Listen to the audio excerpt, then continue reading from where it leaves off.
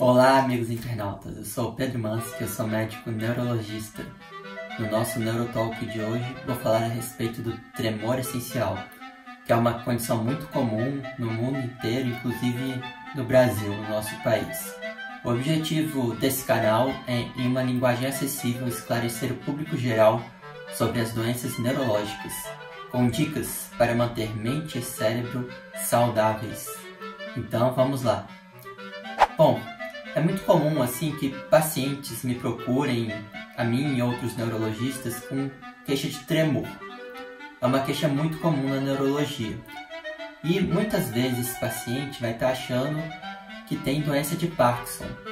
Mas algumas vezes eu chego, examino o paciente, coleto a história e vejo que na verdade é um tremor essencial. Então, por que isso acontece? Acontece que tanto a doença de Parkinson quanto o tremor essencial, eles vão se manifestar com tremor.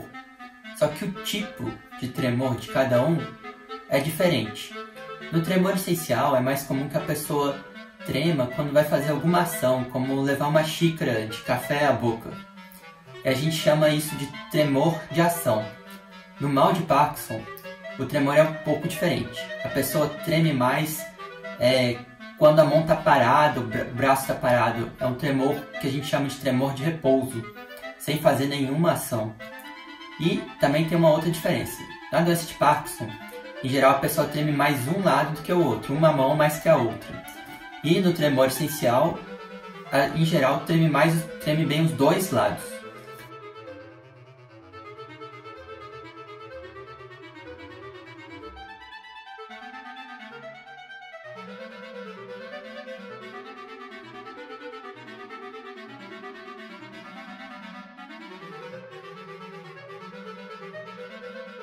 Além disso, no tremor essencial, a cabeça pode tremer também.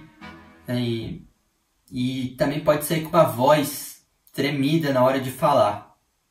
Então são essas características aí no exame físico e na história que a gente consegue diferenciar tremor essencial de doença de Parkinson. Em geral, o tremor essencial começa em duas idades diferentes. Ou começa na adolescência, na juventude, ou começa em pessoas mais idosas. E com o passar do tempo, o tremor essencial pode ir piorando, mas é uma coisa lenta ao longo de muitos e muitos anos.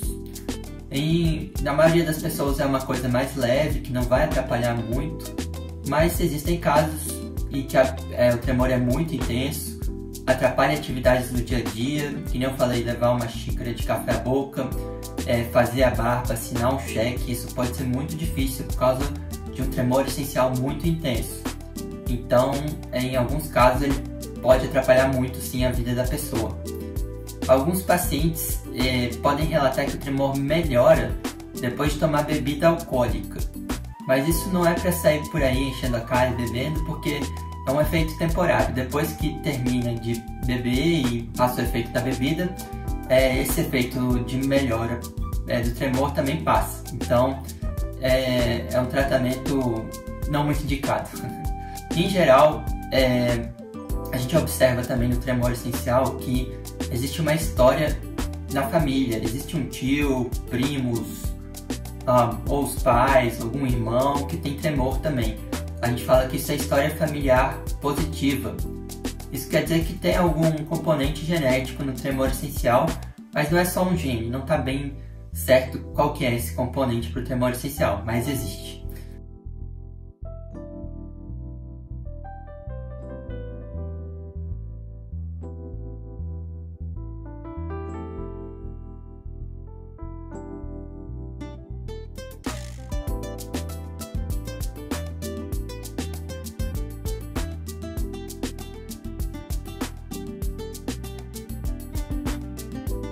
E tem muitos estudos também indicando uma relação entre tremor essencial e Parkinson. São coisas diferentes, que nem eu falei, né? O tipo de tremor diferente, é uma doença diferente, progressão diferente, progressão mais lenta, bem mais lenta do tremor essencial, mas acontece que o tremor essencial aumenta um pouco o risco da pessoa desenvolver Parkinson no futuro. Então, se a pessoa começou na juventude até o tremor essencial, pode acontecer de ela lá para os 60 anos começar uma doença de Parkinson também. Só que esse risco é só um pouco aumentado, então não precisa se preocupar tanto com isso, é só um risco um pouco maior. Além do tremor essencial e da doença de Parkinson, a gente tem várias outras causas de tremor. Comuns, assim, uma delas que é muito comum é um tremor chamado tremor fisiológico exacerbado. É um tremor que acontece quando a pessoa está muito nervosa, estressada, ansiosa, e é uma manifestação da ansiedade da pessoa. Algumas pessoas ficam ansiosas e começam a suar, outras começam a gaguejar e outras começam a tremer. É só uma manifestação fisiológica que não é uma doença. E às vezes a pessoa pode achar que tem alguma doença grave, alguma doença mesmo, mas é só uma condição benigna. Outra coisa importante também, quando a pessoa tem tremor, é checar se ela está usando, quais remédios ela está usando.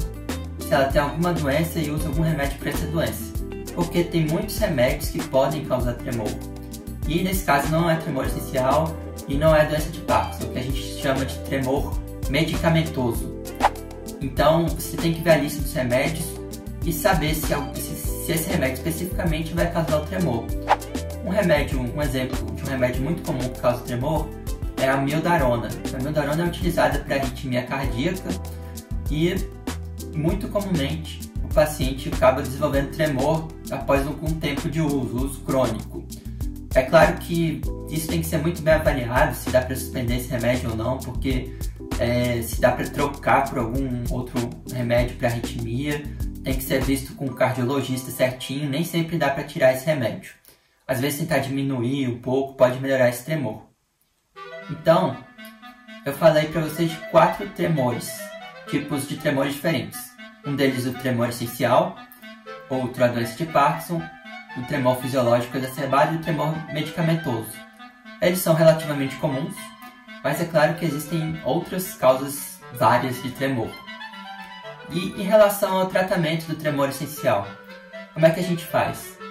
Existem atualmente muitas opções disponíveis, não existe uma cura, mas existem tratamentos sintomáticos que são efetivos.